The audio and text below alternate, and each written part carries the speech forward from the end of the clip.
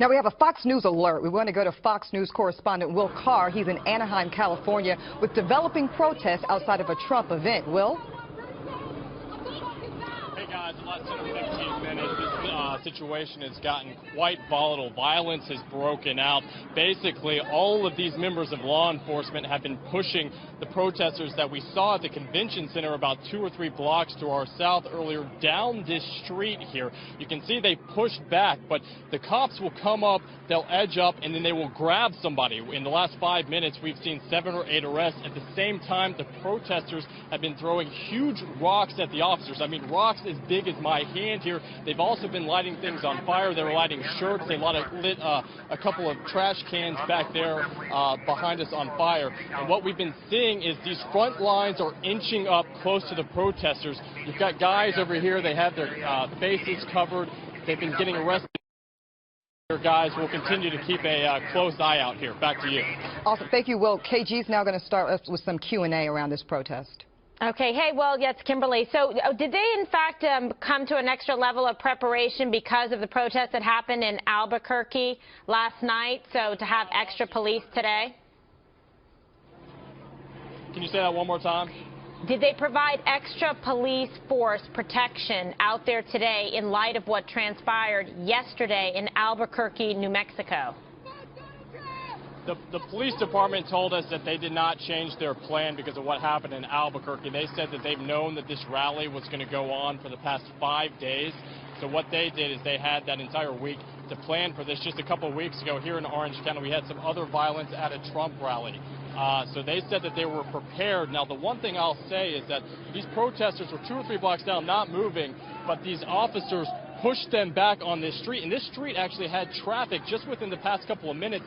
The protesters got pushed into that traffic. They started kicking cars. They started throwing rocks, trying to break windows on some of the cars. And then they've continued to get pushed back. So right now it's momentarily calm, but within the last 10 or 15 minutes, it definitely, as I mentioned, has been volatile, guys. All right, Will, I'm going to make a quick observation. Anaheim 1, Albuquerque, nothing. This is clearly a better way to handle these protesters. Arrest them, push them back, and do it with volume, and do it with a lot of gear. You noticed some people had facial masks on. They want to hide their identity. Cowards. And the final thought, you said that these people, the cops knew about this for 5 days.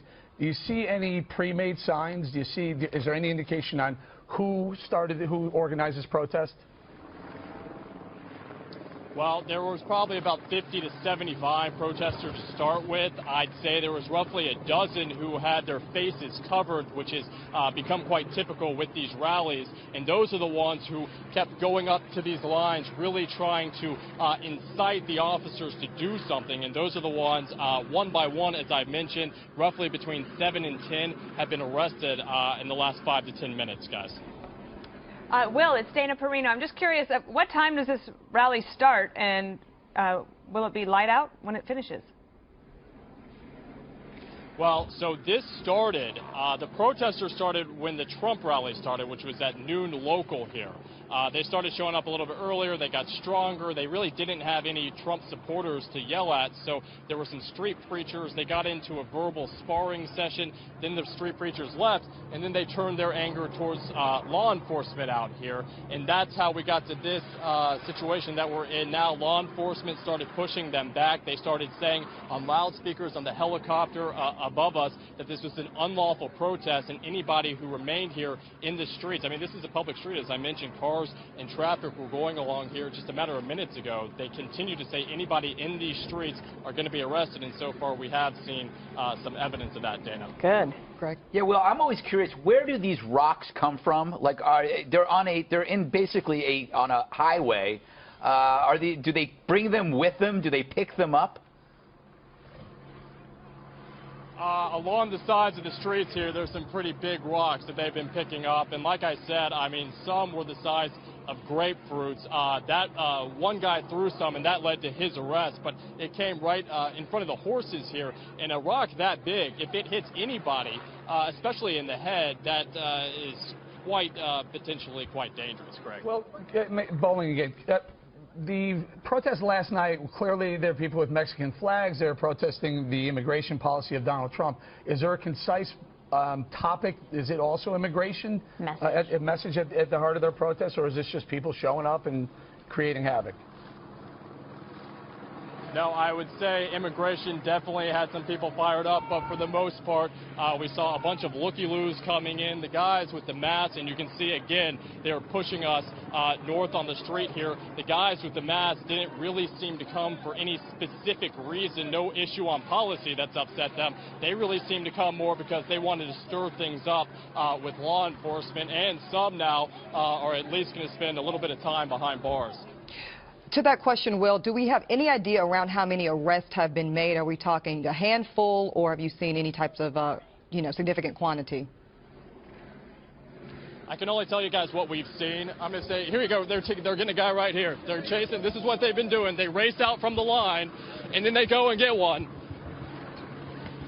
Seems they stopped here for a second. They're wrapping on behind the line. What they do is, this number of officers here is they pick out single individuals. They race up from behind the line, try to grab them, then take them back. Like I said, and it was perfect for your question, we've seen probably 7, 8 times where they actually got people. These officers right there, not able to arrest anybody, but they're absolutely singling out the protesters out here, trying to get them off the streets. Thank you, Will.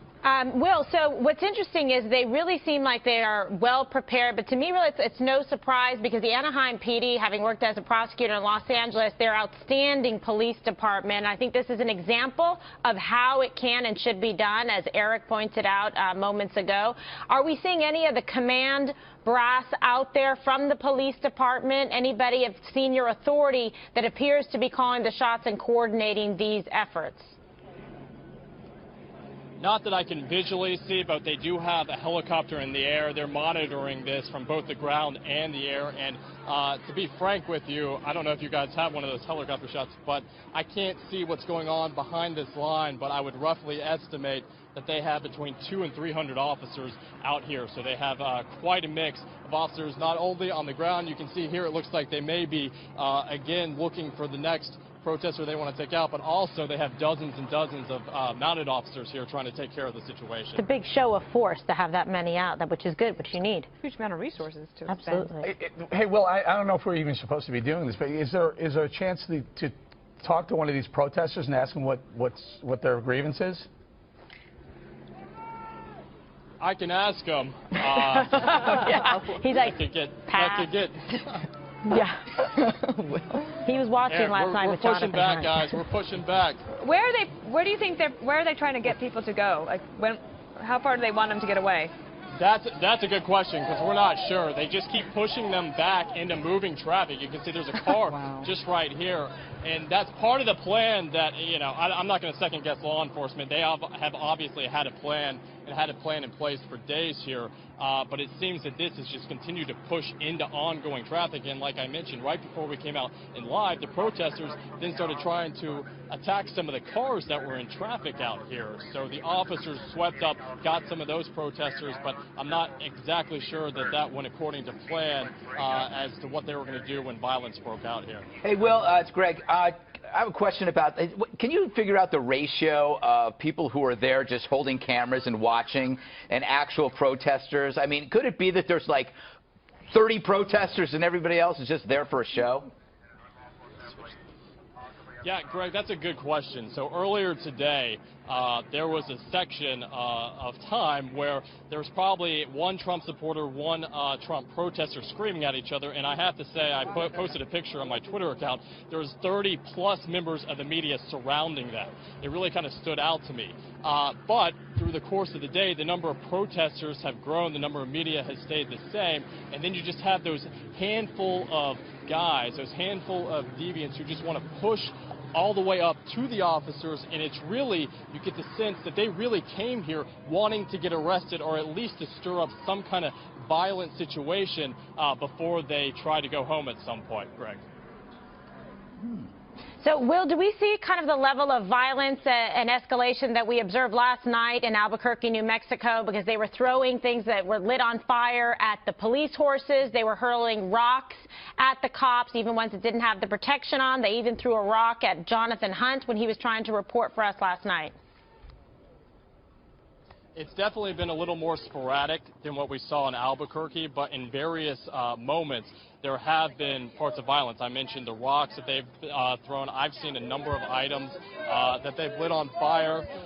And like I said, they were kicking cars, trying to break the windshields and the side windows on some of the cars that we saw. So not as much and congruent as what we saw last night in New Mexico, but certainly there has been that kind of criminal element there. Will, Ebony, again, are you able to hear any of the protesters in terms of chants or things they're saying? I understand they don't have a real clear, concise political message, but anything that you're able to hear on the ground that they're actually saying or chanting?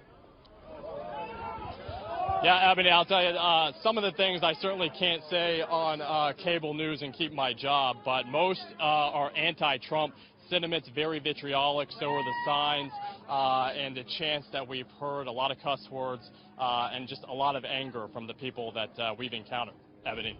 Thank you.